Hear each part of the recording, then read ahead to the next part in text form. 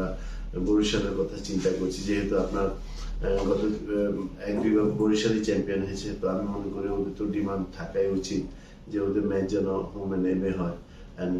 Barishal very popular team, কারণ এটা গতবার আপনারা দেখেছেন।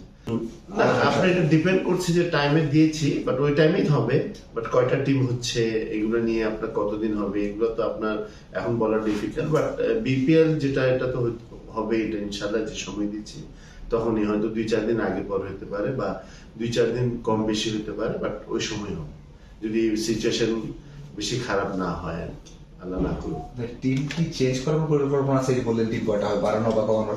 হ্যাঁ, এটা তো কারণ গতবার দেখেছেন আপনার কিছু টিম ছিল যারা ওদের কোনো মানে ধারণাই ছিল না, এবং আমি মনে করি না ওদের মতো লোকরা কোনো ফ্র্যাঞ্চাইজি নেই। বাট এবার আমরা ভেরি অ্যালার্ট এবং ভালোভাবে আমরা বিতরণ যেন করতে পারি। ভেন্যুর কথা আমাদের মাথায় আছে যে আমরা ভেন্যু বাড়াতে পারি। আমরা রাজশাহীর কথা চিন্তা করছি, আমরা বরিশালের কথা চিন্তা করছি, যেহেতু আপনার গত এক বিভাগ বরিশালই চ্যাম্পিয়ন হয়েছে। তো আমি মনে করি ওদের তো ডিমান্ড থাকাই উচিত যে ওদের ম্যাচ যেন হোম এন্ড এমে হয়। বরিশাল ভেরি পপুলার টিম, কারণ এটা গতবার আপনারা দেখেছেন।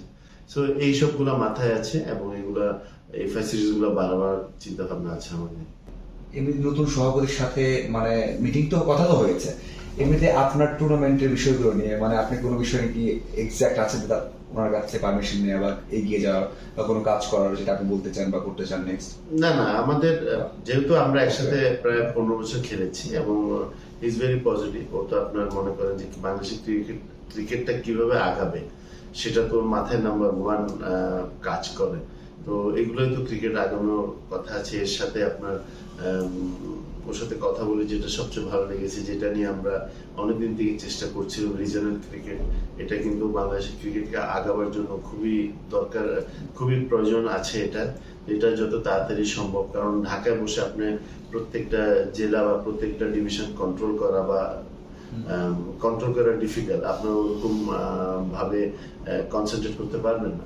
তো সেটা নিয়ে আলাপ হয়েছে। তো ভেরি পজিটিভ, এবং সে দেখলাম যে আপনার এসে এখন আরেকটা জিনিস হলো যে আপনার এখন আমাদের 25 বছর পূর্তি হচ্ছে যে আপনার টেস্টে, সেটা নিয়েও কিন্তু সম্মান দেখানো যারা খেলেছে বা খেলছে। তো এগুলো তো সব ক্রিকেটের কালচারে পড়ে। তো এগুলোর খুবই অভাব ছিল। তো এটা মানে এগুলো আস্তে আস্তে হচ্ছে, খুব ভালো। এবং ক্রিকেটাররা যদি থাকে তাহলে ক্রিকেটারদের সম্মান বাড়বে। যেমন মনে করেন অনেক জায়গা আছে পৃথিবীর অনেক দেশগুলো, সব ক্রিকেটারদের নামে কিন্তু আপনার গ্যালারি বলেন, প্যাভিলিয়ন বলেন, ওই জিনিসটা নেই। আমার মনে হয় যে এই সময় পেলে এগুলো সব করা সম্ভব।